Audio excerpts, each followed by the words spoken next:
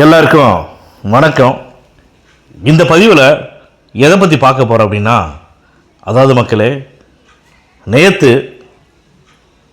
தமிழக வெற்றி கழகத்தில் இருக்கக்கூடிய தேர்தல் மேலாண்மை செயலாளர் திரு ஆதவ அர்ஜுனா அவர்கள் திமுகவை யாரெல்லாம் மிரட்டிச்சு, திமுக பண வலிமை படைச்சங்காட்டி யார் எல்லாமே விலை கொடுத்து வாங்குச்சு, யாரை வாங்கினாலுமே எங்கள் தலைவர் விஜய் அவர்களை விலை கொடுத்து வாங்க முடியல அப்படின்னு ஒவ்வொருத்தரை பற்றி உதாரணம் சொல்லிட்டு இருந்தாங்க.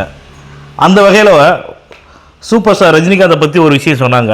அதாவது ரஜினிகாந்த் அவர்கள் கட்சி ஆரம்பிக்கிறாரு அப்படின்னு சொன்னோன்னே திமுக ரஜினிகாந்த் அவர்களை மிரட்டுச்சு அப்படின்னு சொல்லி ஒரு வார்த்தை சொன்னாங்க. அதுக்கப்புறம் பார்த்தீங்கன்னா ரஜினிகாந்த் அவர்கள் அரசியல் கட்சி ஆரம்பிக்கல, இப்போ ரெட் ஜெயின்லேயே படம் பண்ணுறாருன்னு சொல்லி சொன்னாங்க.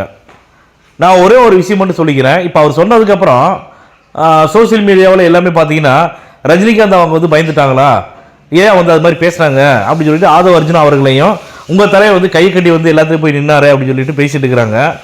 நான் என்ன கேட்குறேன்னா, ஒரு அரசியல் கட்சி தலைவர், அதாவது திமுகவில் இருக்கக்கூடிய கலைஞர் ஐயாவாக இருக்கட்டும், ஸ்டாலின் அவர்களாக இருக்கட்டும், அதிமுகவில் இருக்கக்கூடிய இருந்த ஜெயலலிதா கூட இருக்கட்டும், அவங்கள்ட்ட போய் நின்று பேசும்போது ஒரு மரியாதை நிமித்தமாக கைகட்டி நின்று பேசுறதுல என்ன தப்பு இருக்குது? ஒரு பெரிய தலைவர்கள் முன்னாடி கையை கட்டி நின்று பேசினா அது என்ன மிகப்பெரிய குலக்குத்தமா? சொல்லுங்க பார்க்கலாம். அதாவதுங்க, ரஜினி ரசிகர் இப்போ எல்லாமே விஜய் அவர்களை பற்றியோ ஆதவ அர்ஜுனா அவர்களை பற்றியோ பேசுகிறீங்களே, பேசுறதுக்கு முன்னாடி ஒரு வார்த்தை யோசிச்சு பாருங்க. விஜய் அவர்கள் யாருடைய ரசிகர்னு யோசிச்சு பாருங்க ஃபர்ஸ்ட். சரிங்களா? விஜய் அவர்கள் ரஜினிகாந்தோட ரசிகர் தான். ஏன்னா ரஜினிகாந்த் சாரை பார்த்து தான் விஜய் அவர்களே நடிக்கிறதுக்கு ஆசைப்பட்டு சினிமாவுக்கு வந்தாங்க. அது எல்லாருக்குமே தெரிஞ்ச, உலகத்துக்கே தெரியும். ஏன் ரஜினி ரசிகர்களுக்கு தெரியாதா? சொல்லுங்க பார்க்கலாம். ஏன் ரஜினிகாந்த் அவர்கள் எத்தனை, எனக்கு ரஜினிகாந்த் ஐயா பிடிக்கும், நமக்கு ரஜினிகாந்த் ஐயா ரொம்ப ரொம்ப பிடிக்கும். எத்தனை அரசியல் கட்சி தலைவர்கள் முன்னாடி ரஜினிகாந்த் அவர்கள் கைகட்டி நின்று பேசினது இல்லையா? கமலஹாசன் ஐயா முன்னாடி ரஜினிகாந்த் அவர்கள் கைகட்டி பேசினது இல்லையா? சொல்லுங்க பார்க்கலாம். கையிட்டு நிற்கிறது ஒரு மரியாதை நிமித்தமாக நிற்கிறதே தவிர கோலை கிடையாது. சரிங்களா? பயத்தில் நிற்கிறது கிடையாது. உடனே கையை கட்டி நின்று இப்படி பேசினாரு அப்படி பேசினான்னு சொல்லி விமர்சனம் பண்ணுறீங்க.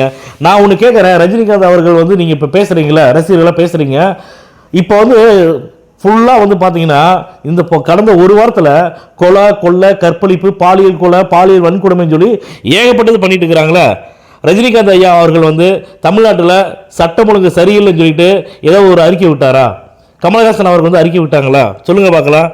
அதாவதுங்க, விஜய் அவர்களை யார் எதிர்த்தாலுமே 2026 தமிழ்நாட்டோட முதலமைச்சர் விஜய்